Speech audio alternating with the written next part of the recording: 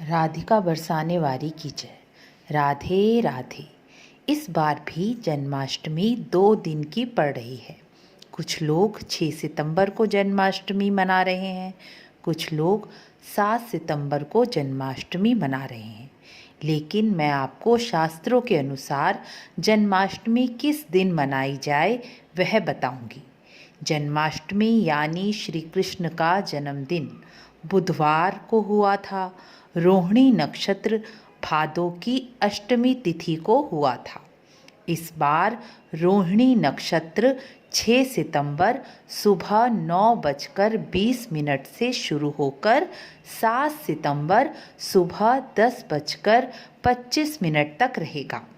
6 सितंबर बुधवार को अष्टमी तिथि दोपहर 3:37 से शुरू होकर 7 सितंबर शाम 4:14 तक रहेगी। श्री कृष्ण के जन्म में 2 बातें विशेष महत्वपूर्ण हैं। पहला रोहिणी नक्षत्र, दूसरा अष्टमी तिथि। भगवान श्री कृष्ण का जन्म बुधवार रात्रि को हुआ था, इसलिए 6 सितंबर बुधवार की रात्रि को रोहिणी नक्षत्र और अष्टमी तिथि एक साथ होने पर सर्वार्थ सिद्धि योग और जयंती योग भी बन रहा है। इसलिए गृहस्थ लोग 6 सितंबर को ही जन्माष्टमी का व्रत और रात्रि में भगवान श्री कृष्ण का अभिषेक और पूजन करें तो अधिक फलदायी माना गया है। मथुरा में भी श्री कृष्ण जन्माष्टमी 6 सितंबर को ही मनाई जाएगी। बांके बिहारी मंदिर में जन्माष्टमी 7 सितंबर को मनाई जाएगी, क्योंकि वैष्णव संप्रदाय और साधु संत सूर्योदय तिथि को ही सर्वोत्तम मानते हैं। इसलिए वैष्णव संप्रदाय और साधु सन्यासी 7 सितंबर को जन्माष्टमी मनाएंगे। लेकिन जो मनुष्य गृहस्थ में हैं और पंचदेव पूजन जैसे विष्णु, शंकर जी, दुर्गा जी, सूर्य और गणेश जी का पूजन करते हैं और गृहस्थ में ही हैं, वह जन्माष्टमी का व्रत और पूजन 6 सितंबर को करें।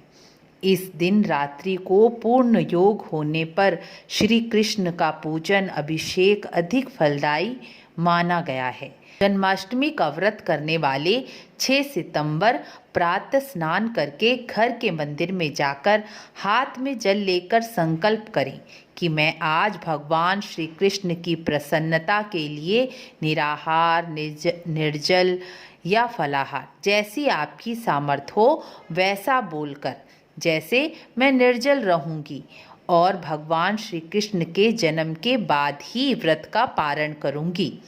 आप मेरे संकल्प को पूरा करें और संकल्प पूरा करने में मेरी सहायता करें। यदि आपकी कोई मनोकामना हो तो वह भी बोल सकते हैं, क्योंकि जन्माष्टमी का व्रत 1000 अश्वमेघ यज्ञ और सहस्त्रों राज्य सूर्य यज्ञ और 1000 तीर्थ में व्रत का फल देने वाला शास्त्रों के अनुसार बताया गया है।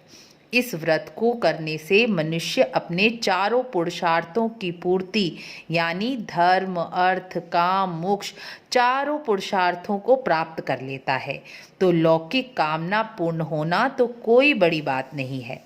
संकल्प करने के बाद रोज की तरह ठाकुर जी को स्नान, चंदन, धूप, दीप, नैवेद्य और पान का भोग लगाएं।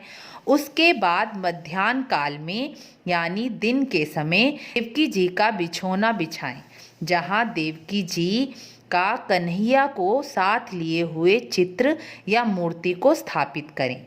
पूरा दिन ठाकुर जी का नाम का स्मरण और चिंतन करते रहें।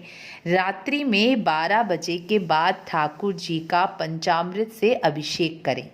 यदि आप पंचामृत शंख में भरकर ठाकुर जी का अभिषेक करते हैं तो घर में लक्ष्मी का वास होता है, क्योंकि शंख में लक्ष्मी जी का वास माना गया है।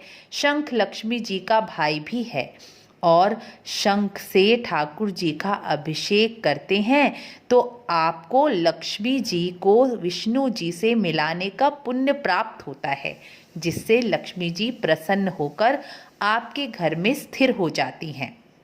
स्नान के बाद ठाकुर जी को पीले वस्त्र और पीले फूलों का श्रृंगार करके गोपी चंदन लगाकर भोग में धनिये की पंजीरी, माखन, मिश्री, फल, मेवे का पाक भोग लगाकर कपूर से आरती करें।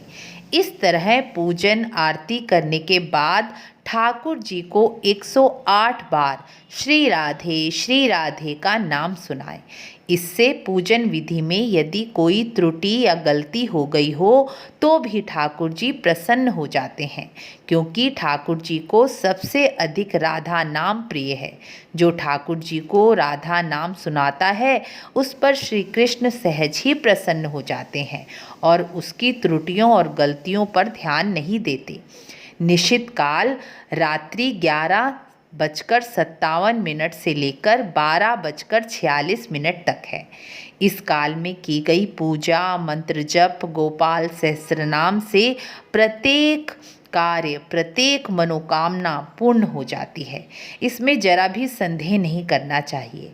शास्त्रों के अनुसार निश्चित काल की पूजा अमोघ फल देने वाली बताई गई है। आप सबको ठाकुर जी के जन्म दिवस की बहुत बहुत बधाई हो।